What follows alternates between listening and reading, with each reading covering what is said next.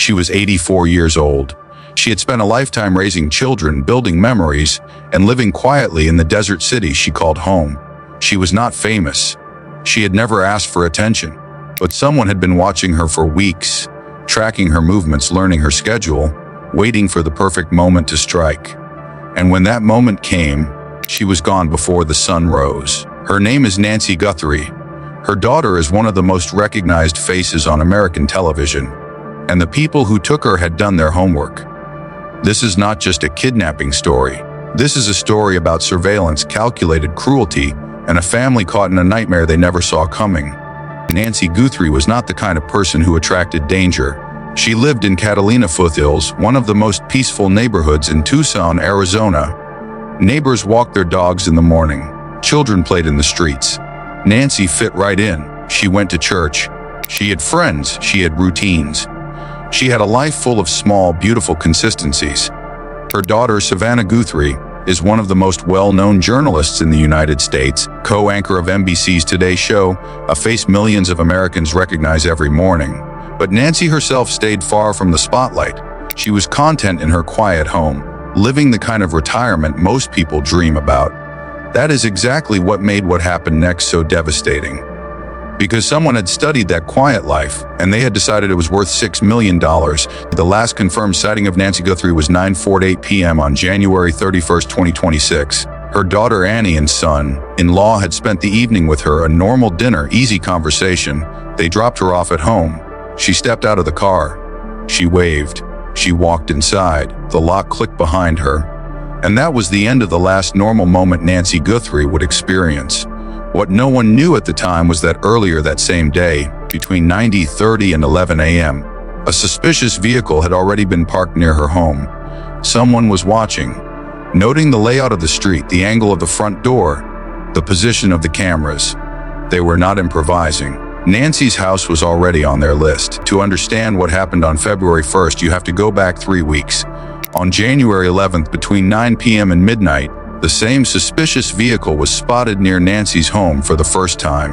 Investigators confirmed this when they later requested surveillance footage from neighbors covering both that night and January 31st. The pattern was undeniable. Someone had been watching for at least 20 days. This is the detail that should haunt everyone. 20 days. That is not a crime of impulse. That is a coordinated surveillance operation. They clocked when visitors came and went. They studied the blind spots in the security setup. They identified the right window of time. And by the moment they moved, they were completely ready. The morning of February 1st began like any other. Nancy had plans, a church livestream with friends, part of her regular routine. She never joined. Her phone went to voicemail. Her texts went unanswered. Her friends waited, then called her family. At 12:03 p.m., Nancy Guthrie was officially reported missing. Police arrived at her home. The door was still locked. No obvious signs of forced entry from the outside. Then investigators pulled the footage from her Nest doorbell camera, and everything changed. February 10th, the FBI made a rare decision. They released the doorbell footage to the public. The video showed a masked individual approaching Nancy's front door in the early morning hours of February 1st. Armed, moving with the controlled, deliberate confidence of someone who had rehearsed this moment. And then came the detail that confirmed everything. The masked figure reached out, grabbed the potted plants on Nancy's front porch, and repositioned them directly in front of the camera lens to block the view. They knew the camera was there. They had planned for it. They covered their tracks before they even went inside. The FBI was direct in their statement. Nancy Guthrie had been taken from her home by force. This was a kidnapping, and the people responsible had thought of almost everything. $6 million of Doorbell, and within days of her disappearance, local media outlets began receiving ransom notes. The kidnappers were not hiding, they were making demands. The first note set a deadline of February 5th at 5 p.m. and named their price as $6 million, payable in Bitcoin. The family did not respond publicly. The deadline passed, a second ransom note arrived.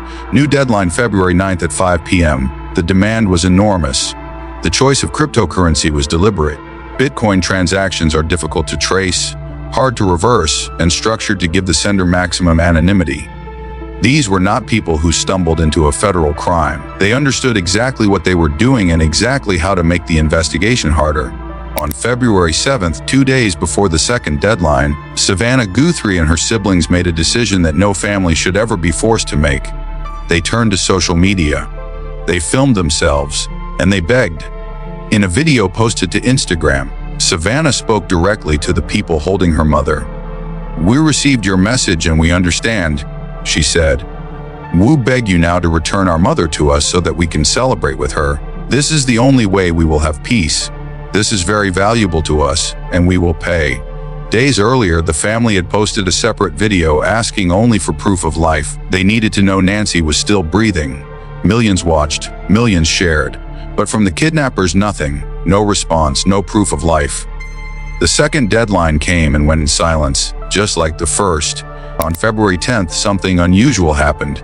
A transfer of money, not $6 million, but just a few $100s, was deposited into the Bitcoin wallet listed in the ransom notes. The FBI stated publicly that they were not aware of any active communication between the Guthrie family and the suspected kidnappers. No one could confirm who sent the transfer or why. Was it the family signaling willingness to negotiate?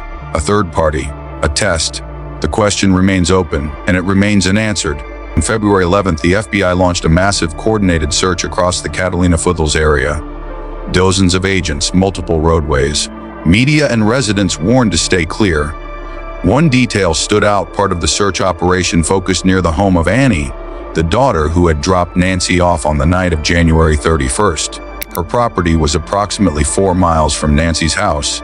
Law enforcement did not explain publicly why that location had become relevant.